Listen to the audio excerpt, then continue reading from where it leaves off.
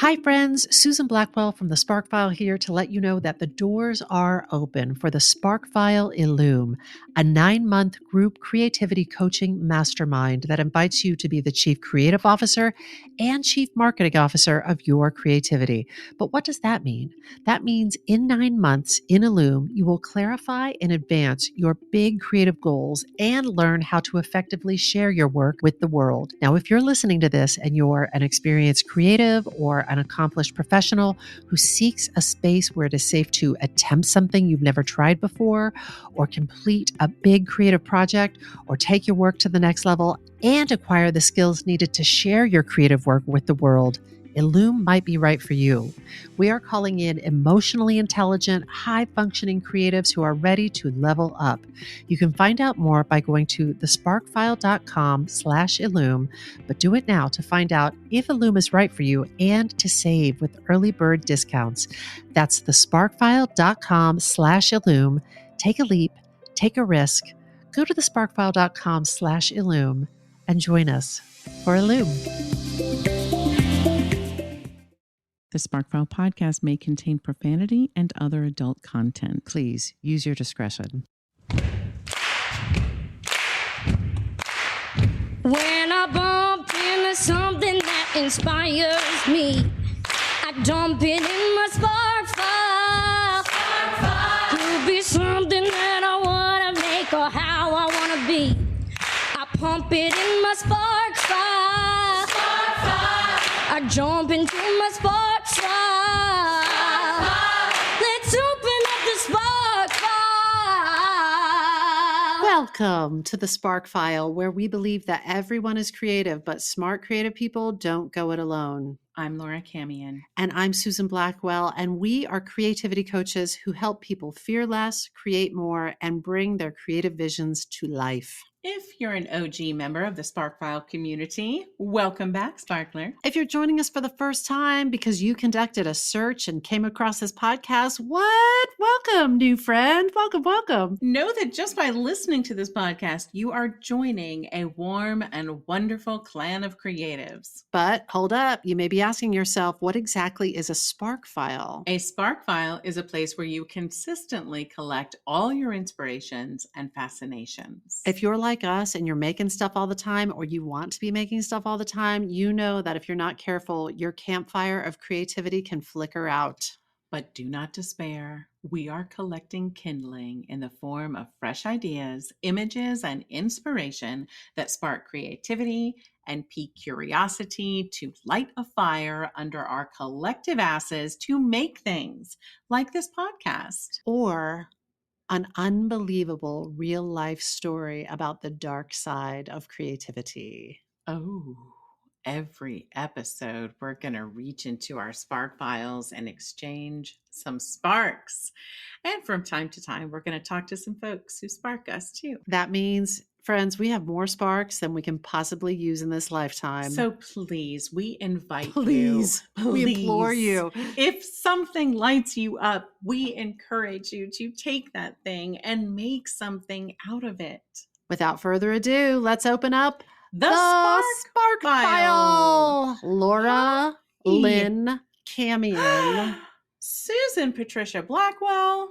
Ooh, have I got a spark for you? Oh, really? Oh my God. I'm excited. This is an instance where we have a little bit of a time constraint, and Okay. I have 15 pounds of spark in a 10-pound bag. Okay. And I know we like to chit chat, and I know we like to warm into it. We can't but today. We can't I don't today. think we can. I think we've got to go Okay. straight Let's do it. into the center of this spark. Let's do it. Chit chat. Love you. Happiness, joy, and now on to Love the you, spark. listeners. Here we go. Love you, listeners. So I'm sure there's so many people that are like, oh, good.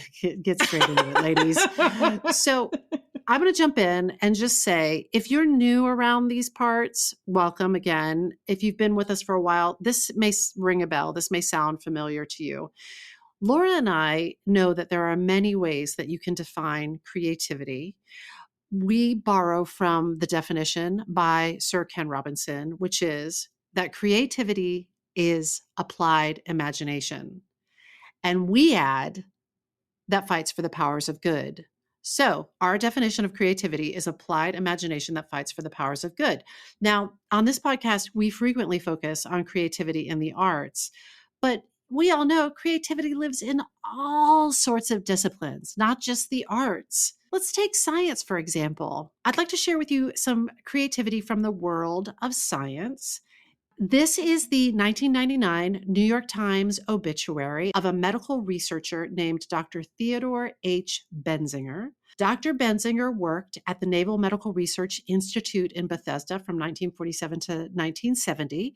He studied temperature regulation and helped create the related field of biothermodynamics. He held patents on 40 inventions, the most famous being the ear thermometer, which he developed in 1964. All of this is from the New York Times. Wow. Dr. Benzinger developed the ear thermometer while searching for a way to take a person's temperature and get a reading as close as possible to the brain temperature, which regulates the core body temperature and is found in the hypothalamus at the base of the brain. And until Dr. Benzinger's invention of the inner ear thermometer, temperature could only be taken by inserting a thermometer into the mouth or the rectum or under the arm. The New York Times obituary goes on. Born in Stuttgart, Germany, Dr. Benzinger came to the United States in 1947 and was naturalized in 1955.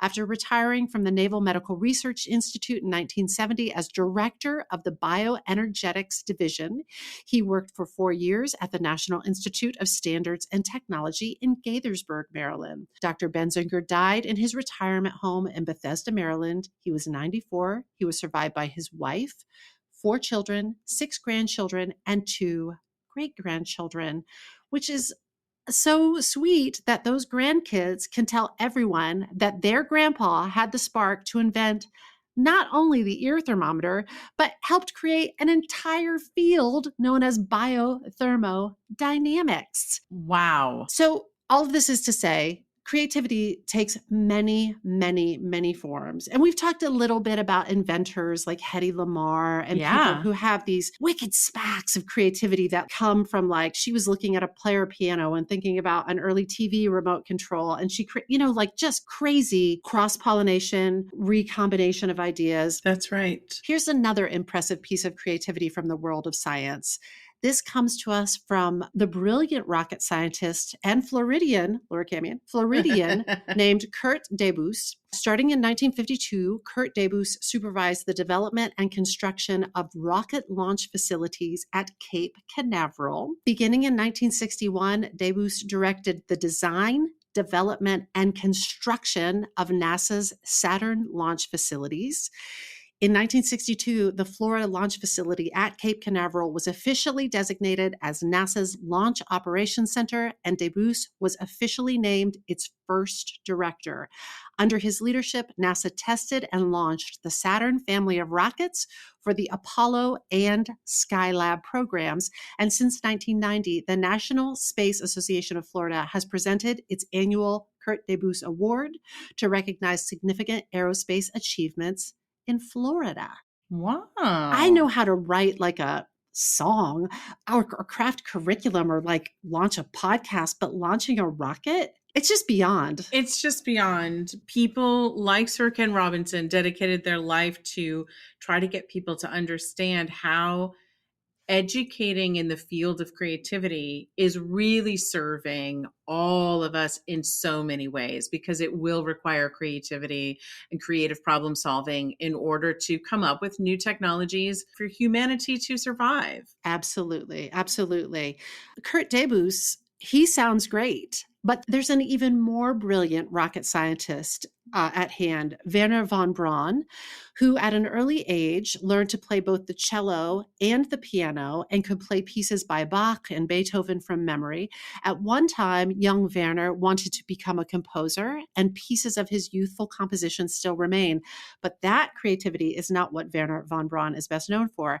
At a young age, in addition to piano, cello, and composition lessons, his mother gave him a telescope, and he developed a passion for astronomy.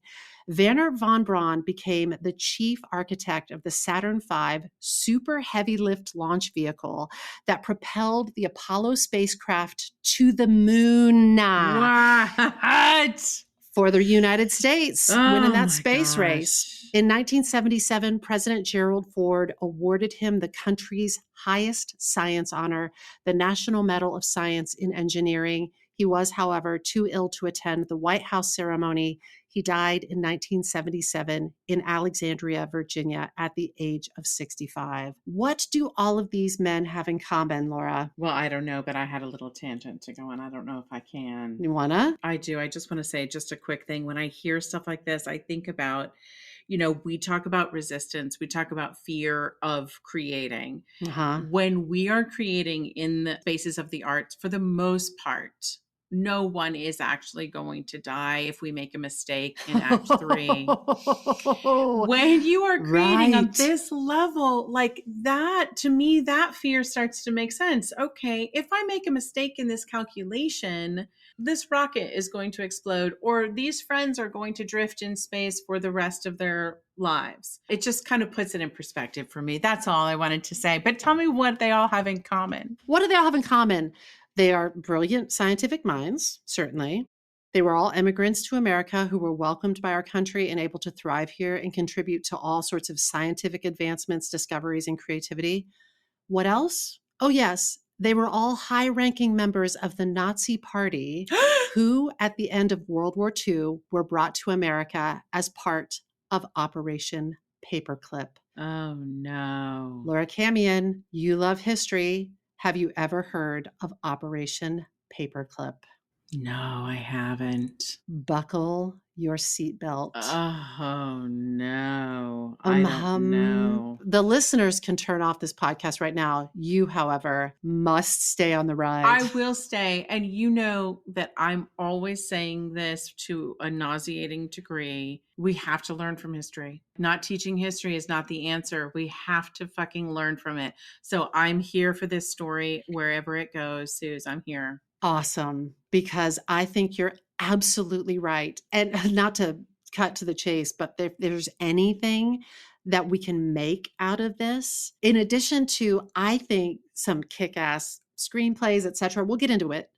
I think learning from this is one of the greatest things we can make out of it. So, according to Wikipedia, Operation Paperclip was a secret United States intelligence program in which more than 1,600 German scientists, engineers, and technicians were taken from former Nazi Germany to the U.S. for government employment after the end of World War II. Conducted by the Joint Chiefs of Staff, this operation was largely carried out by special agents of the U.S. Army's Counterintelligence Corps. Many of these scientists, engineers, and technicians who were welcomed into our country were former members, and some were former leaders of the Nazi Party. No. So, yes. And they were welcomed, I mean, I'm sure secretly. This was on the down low because they were like, we need your minds and we need what you know. That's it, Laura Camion. We need your minds. And we're not going to let you continue to work in Germany where you got up to no good. That's right. That's right. Oh, God. Okay. And even more. Okay, here we go. So I want to recognize that what I'm about to share largely comes from the work of a journalist and a writer named Annie Jacobsen and her book entitled Operation Paperclip, the Secret Intelligence Program That Brought Nazi Scientists to America. I also drew from a talk she gave at Politics and Prose, an interview with her on the PBS NewsHour, and a podcast called Right Where You Are Sitting Now. And just a trigger warning, this is a dark spark, y'all, and there's going to be some things that we talk about in terms of the atrocities of World War II and some of the things that the Nazis got up to. So I just want to put you all on alert. Do what you need to do to take care of yourself. I have cut out a lot of the things that are the most triggering. And if you want to take a deeper dive in this, I would highly recommend her book, but I'm going to give you sort of an overview. And if you want to dig deeper, the book is an excellent, incredibly well-researched 400-page tome so you can get into it. So, informed by Annie Jacobsen's research, I just want to tell you about a few of the approximately 1,600 scientists, engineers, and technicians that were welcomed to America after World War II. Before I do, I want to be clear that these scientists historically have been put forth as good Germans who were just scientists who were trying to put food on the table. But we now know through Annie Jacobsen's work that in many cases, and I'm sure not all, but in many cases, that was a fiction. Can I just ask, timing wise, like they were considered good Germans prior to World War II, or someone was trying to say inclusive of World War II, they were good Germans who were just doing what they were told to do. And they didn't really have a choice but to put their brains to work in the way they were told to put their brains to work. Okay. Okay. So I'd like to introduce you to Colonel Siegfried Kneemeyer, one of the Reich's top pilots. As I'm sure you know, Cams, because you are a student and a lover of history, Hermann Goering was the head of the German Air Force, also known as the Luftwaffe, and Kneemeyer was Goering's right-hand man. Goering referred to Siegfried Kneemeyer as my boy. That's how closely he felt to him. Kneemeyer went from being one of the most important people in the Luftwaffe to being one of the most important people in the Department of Defense.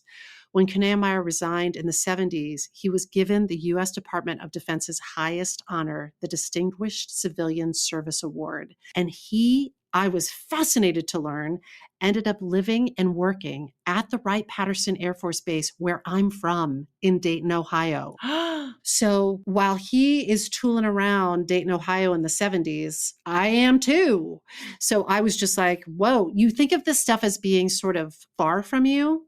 Turns out, not so far. The world gets smaller and smaller. Oh my God. Let me introduce you to Dr. Otto Ambros. Annie Jacobsen characterizes him as one of the most odious people to come out of Hitler's regime. Dr. Otto Ambros was Hitler's favorite chemist.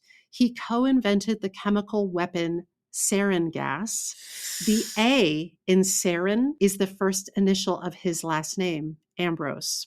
In the National Archives, Annie Jacobsen found a record of a reward that Hitler bestowed upon Ambros for 1 million Reichsmarks. And he received that award because he also invented synthetic rubber for the Reich when the Nazis were running out of rubber that they needed for their tank treads and for the tires on their planes. He invented synthetic rubber.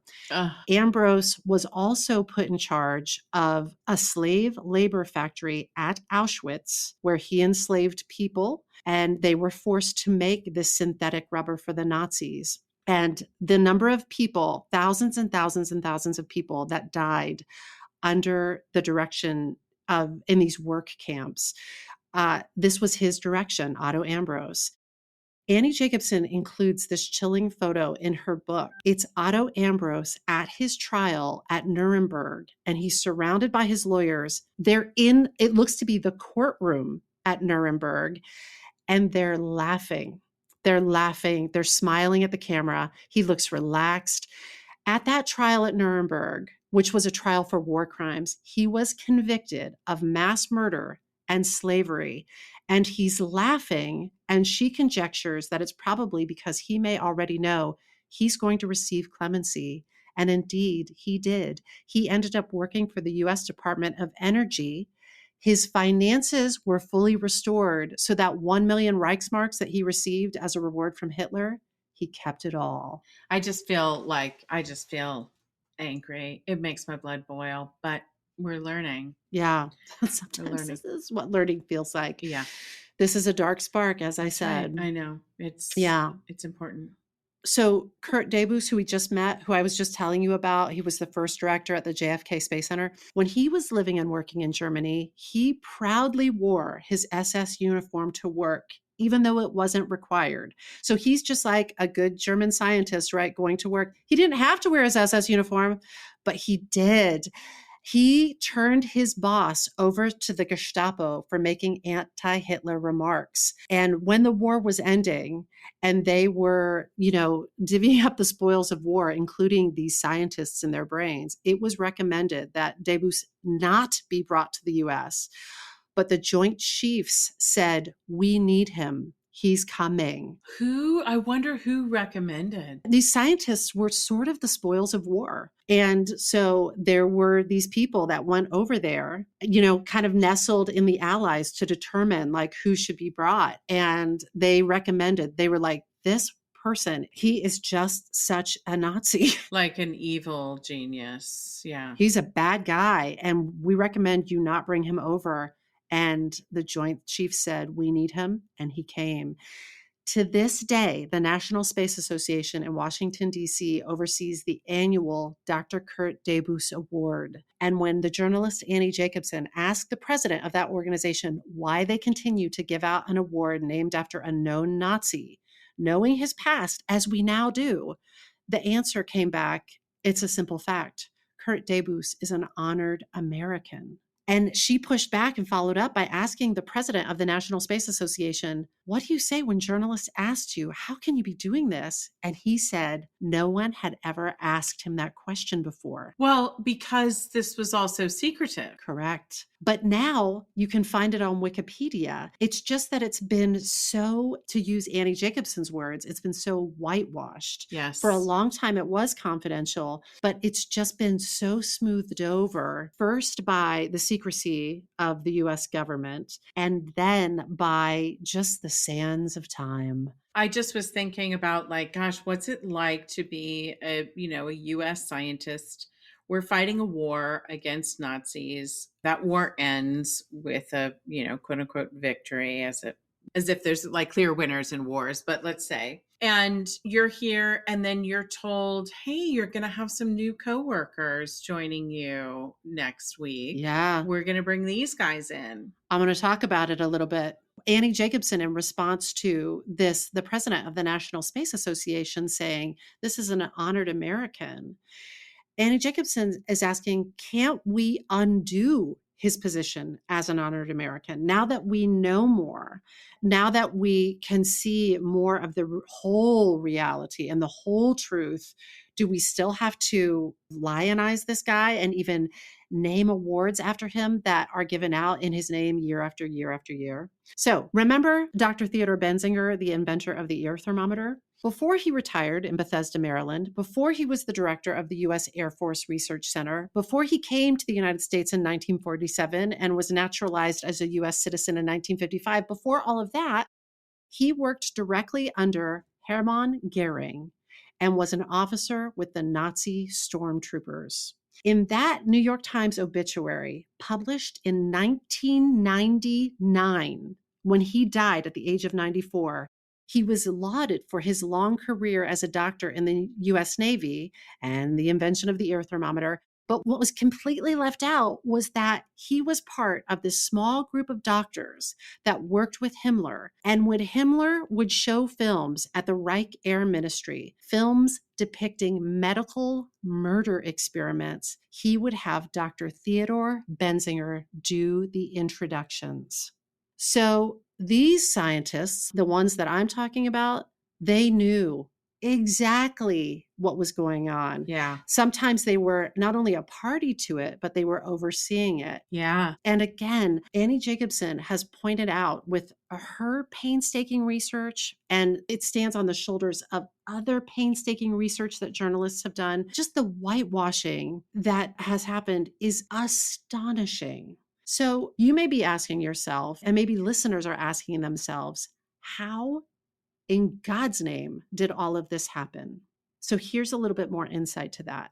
It's the fall of 1944. The Allies have landed at Normandy. Laura, you have talked about this on this very podcast. My grandfather jumped on D-Day at Normandy, where I have been to visit. Yeah. That's right. So they've landed at Normandy, and immersed inside those army soldiers are a group of scientists led by a particle physicist named Samuel Goudsmith. Now, this was a precursor. I'm sorry, I've got to clarify. So the scientists they had them jump out of planes or come out of those U-boats? I don't know. I don't know exactly how they got there, but I do know it seems like they were embedded. The impression that I got is that they were embedded in there. Yeah. That they knew that the war was coming to an end.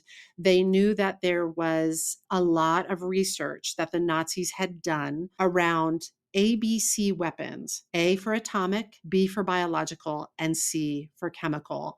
And they wanted to learn everything they could. They wanted all that information, and they wanted, if they could, the brains that developed that information. So this sort of operation that Samuel Goudsmit led, that was a precursor to Operation Paperclip. It was called Operation Alsace.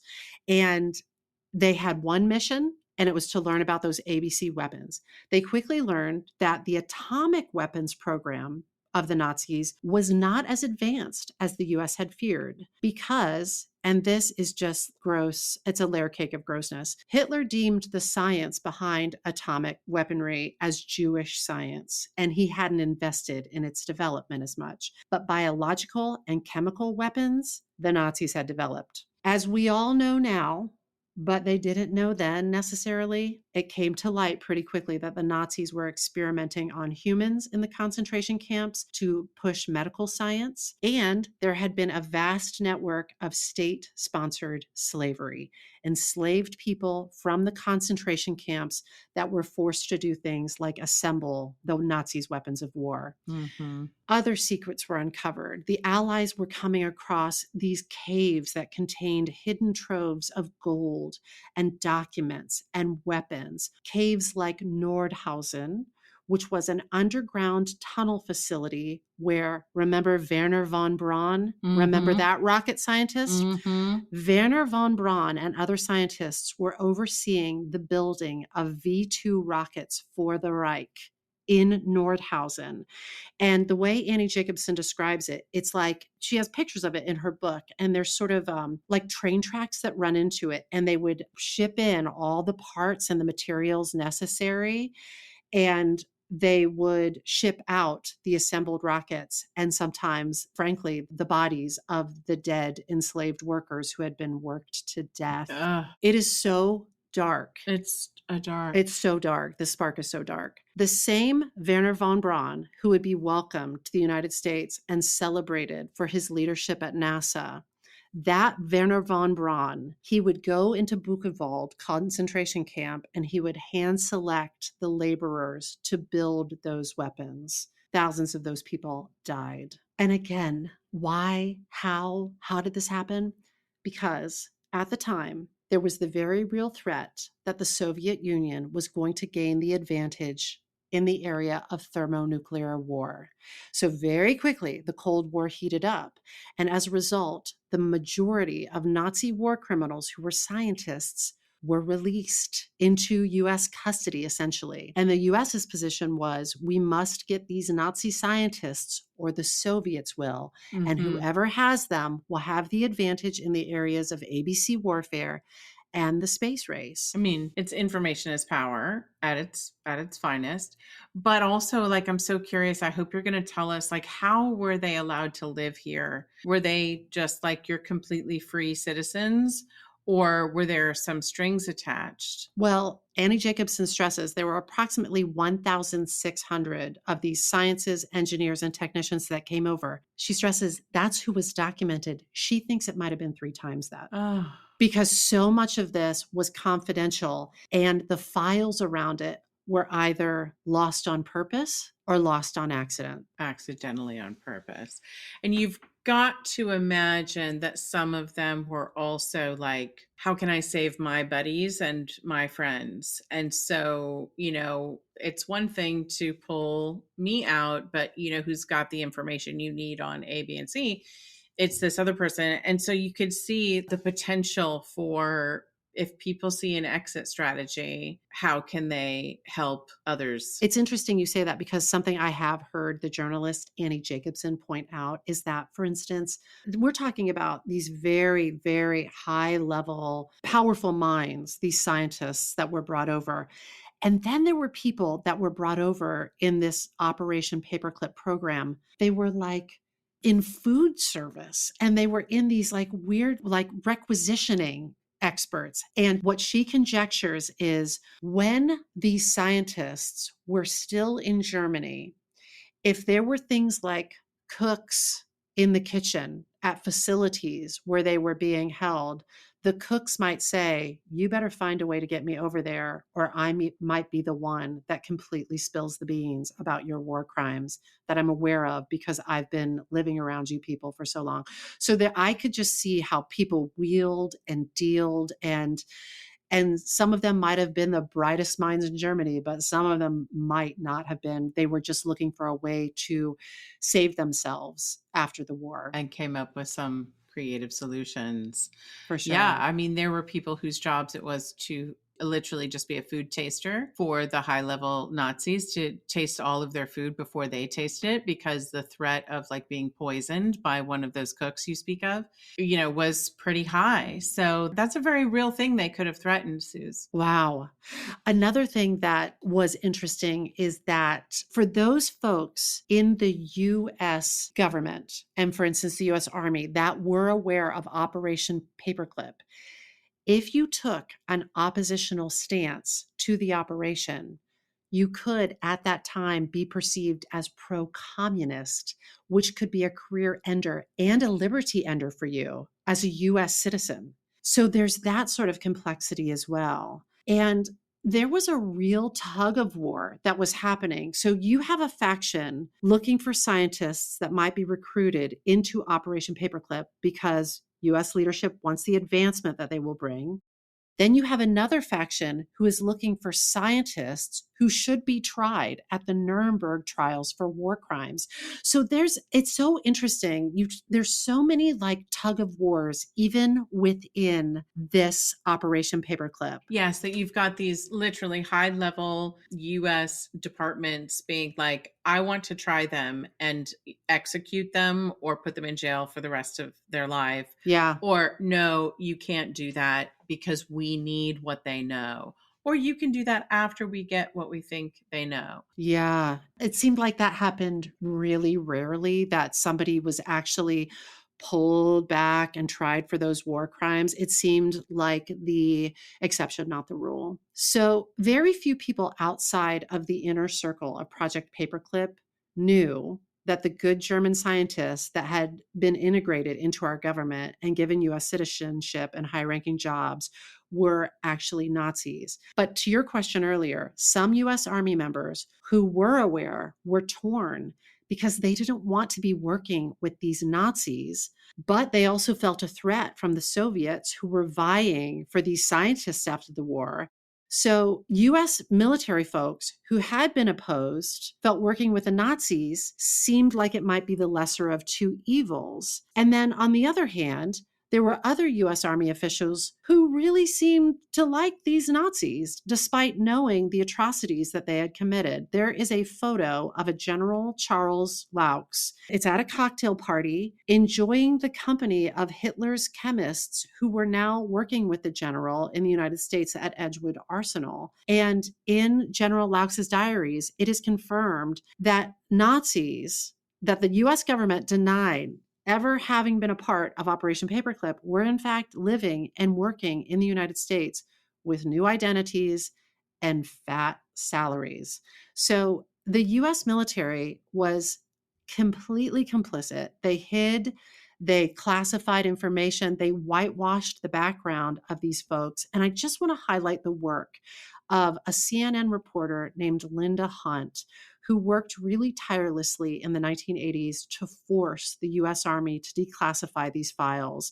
Had it not been for her work, all of this might still be a secret to time. It's so weird because I feel conflicted about this, in particular, like in regard to the Army, because of the Army's mission and one objective and goal of keeping us safe. So of all the departments who I could see being like, well, of the options we have, like this technology, the things that live in these people's brains in the hands of our enemy is going to be worse for us than having them here. It's one of those things where you realize like things are always more complex, because we could say, no, under no circumstances, they should have gone to Russia.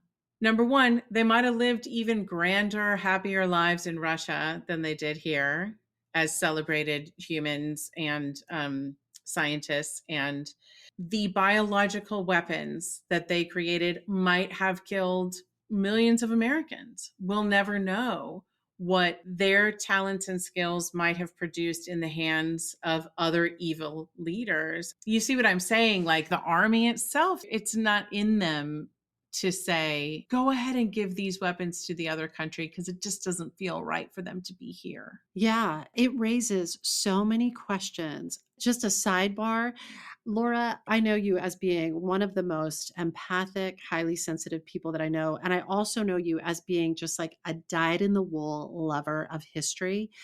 And I just have to ask you, like, how you square those things sometimes, because, living with this for this past week and really marinating in this research, it is so painful. It is so upsetting.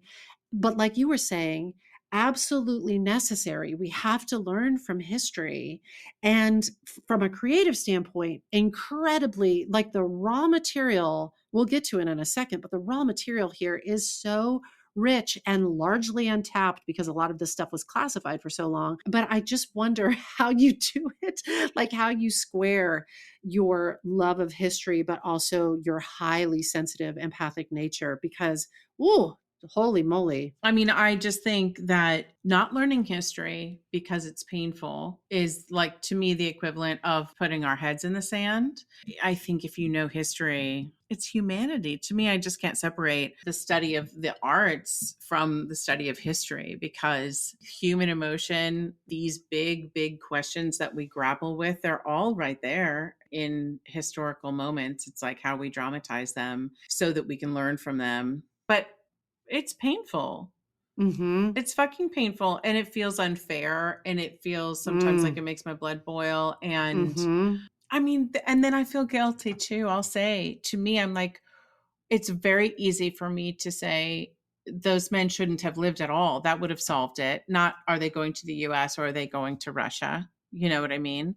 But they took so many lives. Why didn't we take theirs? But I think, sort of like, Laura, you don't know anything about that. You don't even know what you're talking about right now. Well, I have to say, where I sort of get really feeling really run down and sort of despondent is it really is the ultimate evidence that life is not fair. I think when I was little, maybe I thought foundationally life was fair. And as I age, I'm like, oh no, it's totally not. And you can be worked to death in a work camp, and the very person that oversaw that can go on to live a long, prosperous, happy life with children and grandchildren and a high paying position, and he passed away in peace in Cocoa Beach, Florida. And I'm like, fuck No. that. Fuck it. It's Yeah. so It it's feels tough. so wrong. Yeah. Those are the times that I feel powerless. And cutting to moments now where you see, people at high levels committing crimes and or even passing policy that they know is going to harm certain groups of people. And it enrages me so much. And then you watch them go on, you're like, not a thing happens, and they're living their like wealthy lives and they feel untouchable. But I do think, again, like, you've got to look to history for how people have coped with that. What happens when those powers get too powerful? It typically doesn't end well. Mm-hmm. I mean, some of these people may be alive when that happens and maybe they won't, but it's not headed in a great direction according to history and what happens when governments move in this direction. Some of the questions that Annie Jacobsen poses in her work are, in the eyes of the military, there will always be another war. We're always sort of preparing for another war. And the question she asks is, but do you really have to make these moral compromises where really, really bad guys become a part of the winning team? And she also asks, was it worth it? Were the contribution these people made worth the moral compromise? Should one allow a past crime to be canceled out by some benefit to national security or civilian science? She feels that ultimately Einstein had it right. He left Germany as soon as the Nazis were ascending to power. He said he left because in Germany, science and justice were now in the hands of a raw and rabid mob of Nazi militia. And he said any scientist who stayed and was working for the Third Reich knew what they stood for. It was public information, and those people who did that work were not fit to be American. How did I never know that about Einstein? Well, Laura, I have to say, I thought for sure when I decided to tackle this spark, I was like, Laura Camion, I'm going to tee this up. And she's going to be like, I know where we're headed. Operation Paperclip. Oh, the old paperclip. But you know what, as I have like done more research, even with the good work of people like Linda Hunt and Annie Jacobsen, I don't think that this story is very well known. And as a result, we're going to come up on some very interesting, what do we make of it? Because I think there's a lot to be made of it that hasn't been made. So let's talk about it. If you're journalists like Linda Hunt and Annie Jacobsen, maybe one of the what do we make of it is you work tirelessly to bring the truth to light. And if you're not moved to be a journalist, maybe support journalists doing this type of intrepid, deep dive, intensive work to bring truths to light. Mm-hmm. So that's one thing. One thing that has been made of this is there's a short film. It's called Camp Confidential. It's on Netflix. According to an article on Decider.com, the film tells the story of Operation Paperclip, but from a different perspective. Oh. So, Laura, this may answer some of the questions you have about what about these people that were essentially tasked to work with, Nazi scientists. So this is the story of the Jewish American immigrants who worked as U.S. Army translators and hosts for these Nazi scientists who were illegally brought to America. Ooh. And it's directed by Mor Lushi and Daniel Sivan. And it blends animation with live action documentary footage to tell the story. It's about 35 minutes long. Again, it's called Camp Confidential, America's Secret Nazis, and it's available now on Netflix. It's actually beautifully made. Wow. But as far as I can tell, Laura, no one has made a definitive film, either a full-length documentary or even a scripted narrative about Operation Paperclip. When were these files declassified? Some, I believe, were declassified in the 80s. And as I said, some of them were probably declassified more recently, and some are just completely lost to history. Mm-hmm. But I think that might be one of the reasons why this is just like this weird, well-kept open secret now. But now it lives on. If you look at Wikipedia, it's now more out in the open. If anybody makes a film about Operation Paperclip, I am telling you, there has to be a screenwriter writing it right now. There are so many different stories within this. There are so many different characters and protagonists that you could follow on this. If you are writing this, or if you do write this, and if the journalist Annie Jacobsen is a character, here's a hot spark for you. Cherry Jones should play Annie Jacobsen. Amazing. Cherry Jones and Annie Jacobsen have very similar vocal qualities and even appearances. Cherry Jones is a little bit older than Annie Jacobsen, but oh my gosh, there's your casting. There's your casting. Cherry Jones, if you're listening, write this for yourself and play this role. I'll watch that. On a personal level, here's what I make of this. Standing up for what's right is hard. And there's not many heroes in this story, but there are a few people who were tasked with being part of Operation Paperclip, but they could not condone this. And Operation Paperclip actually got its name because there were people who were aware of this operation and they opposed it, and they would not approve. Like Kurt Debus is a great example. It was recommended that he not be brought over. So this practice began where they would put a paperclip on those files of the Nazis that were tough to approve. And these paperclip files would be submitted to someone who was willing to look the other way and was willing to rubber stamp and approve them coming through. So one, what do I make of this is it's so hard, but could I be the person that stands up and is like, no, fuck you, I will not be a party to this? But When you say to do what is right, my question is, what is right? Put them in jail for life? Simply not bring them to the US and know that their knowledge is going to be used against the US? And that's essentially like setting them free, knowing what they're doing and setting them free. So is it doing what's right, if we know anything about them, would have been to get them in the Nuremberg trials, have them tried for war crimes, end of story. But okay, so we weren't around then. We don't work in the government. This is a little bit conjecture, but here we are now. And it's sort of like, what is right now? If you're the president of that space association that honors, Yes. gives out the Kurt Debus Award every year, maybe what is right is retiring that. Change the name of the fucking award. We know this to be true about him. We know this. We know this now. And yeah, you can honor scientists in so many other ways without giving him a legacy that is a positive one. Here's another example of standing up for what is right now. There were descendants of some of these scientists that Annie Jacobsen approached. And the gentleman, this was actually interesting, the gentleman, Kneemeyer, who ended up stationed at Wright-Patterson Air Force Base and working there. He's obviously no longer alive, but his grandson is. I think his name is Dirk Kneemeyer is the grandson's name.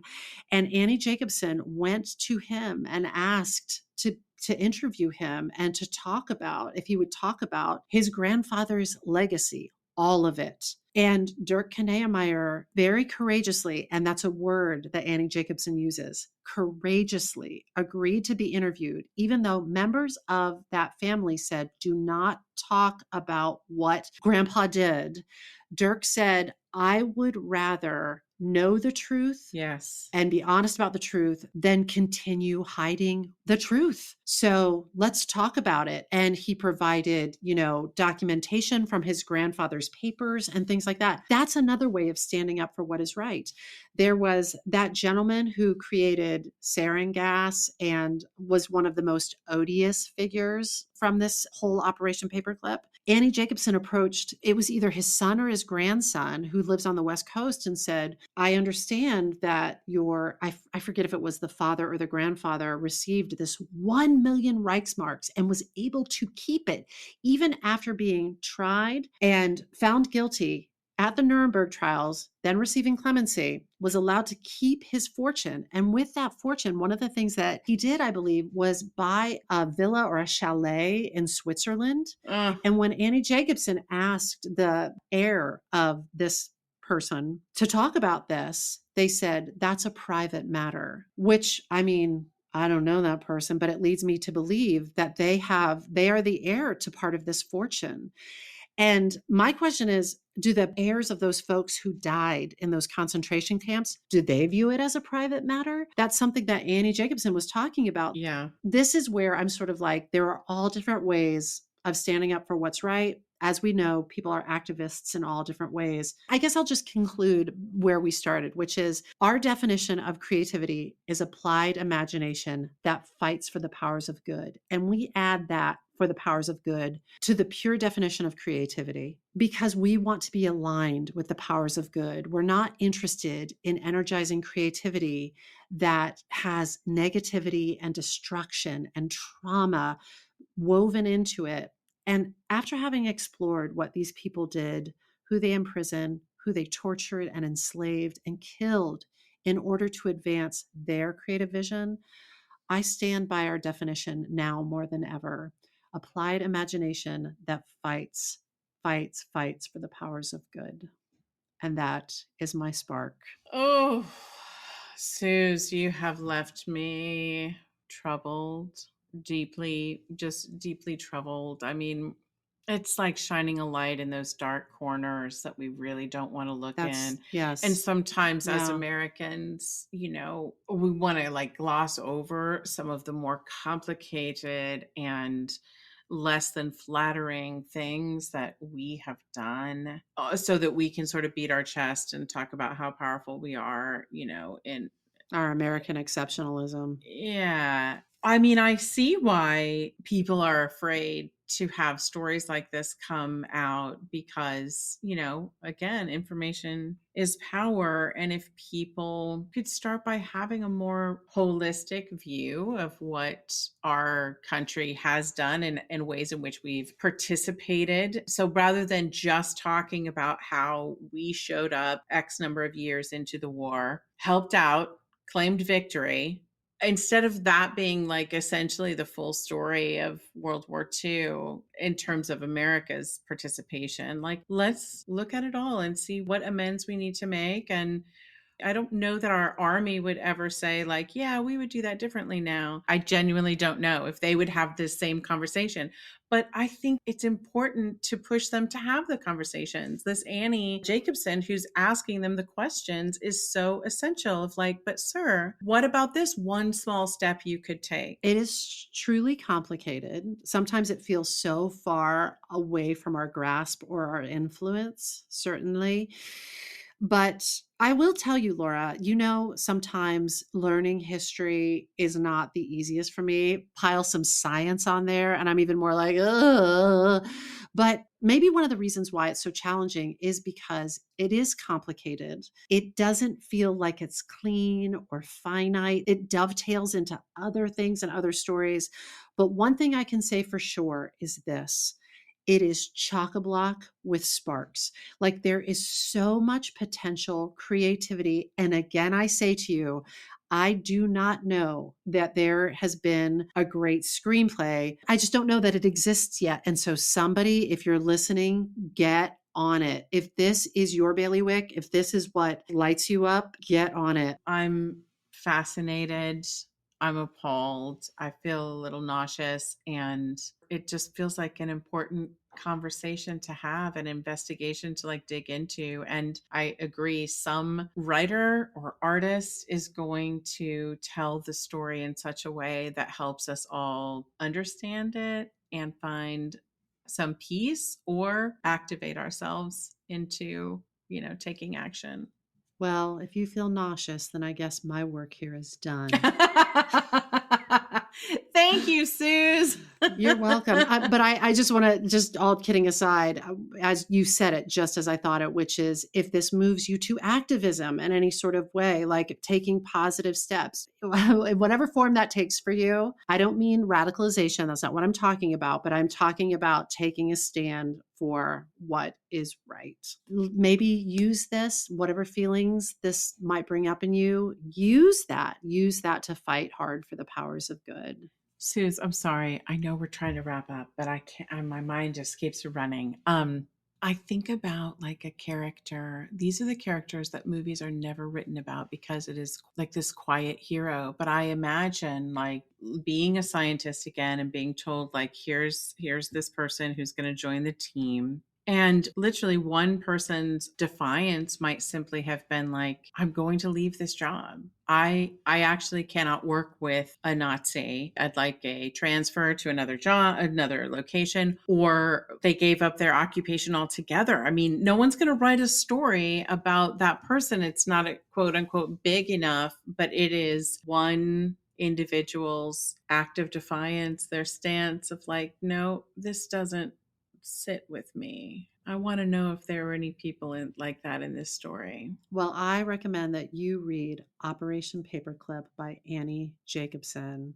Guess what you're getting for Christmas? Shang-ling-a-ling. God, Susan, what a spark. Well, it's definitely like... It is a dark spark, but again, for the third time, if you are so moved, write this, yes. Put this into your work, opera, screenplay, like you name it. It is untapped. It is largely untapped. Let's get this story out. Let's get this story out. Aware. That's another beautiful piece of activism, getting the story out. Yeah. Get this story out. Get it out. All right, friends, that's it. Whew. Woo, shake it off. This episode of The Spark File was made on the lands of the Lenape people. And as always, we hope that it put another bunch of sparks in your file.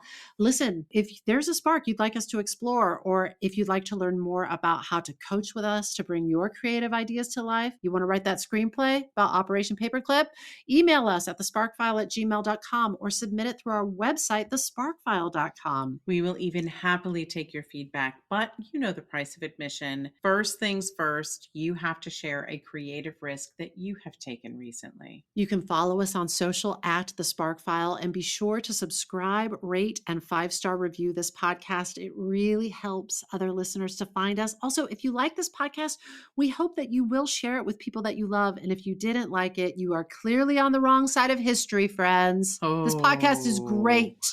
If something lights you up and gets your creative sparks flying, we are writing you a forever permission slip to make that thing. Please make that thing that's been knocking at your door. It is your turn to take that spark and fan it into a flame. You know, you got to take it and make it. Make it for the powers of good. When I bump into something that inspires me, I dump it in my spark file. Could be something that I want to make or how I want to be. I pump it in my spark file. I jump into my spark file. Let's open up the spark file. Hi, friends. Susan Blackwell from the Spark File here to let you know that the doors are open for the Spark File Illume, a 9-month group creativity coaching mastermind that invites you to be the chief creative officer and chief marketing officer of your creativity. But what does that mean? That means in 9 months in Illume, you will clarify and advance your big creative goals and learn how to effectively share your work with the world. Now, if you're listening to this and you're an experienced creative or an accomplished professional who seeks a space where it is safe to attempt something you've never tried before, or complete a big creative project, or take your work to the next level and acquire the skills needed to share your creative work with the world, Illume might be right for you. We are calling in emotionally intelligent, high-functioning creatives who are ready to level up. You can find out more by going to thesparkfile.com/Illume, but do it now to find out if Illume is right for you and to save with early bird discounts. That's thesparkfile.com/Illume. Take a leap, take a risk. Go to thesparkfile.com/Illume and join us for Illume.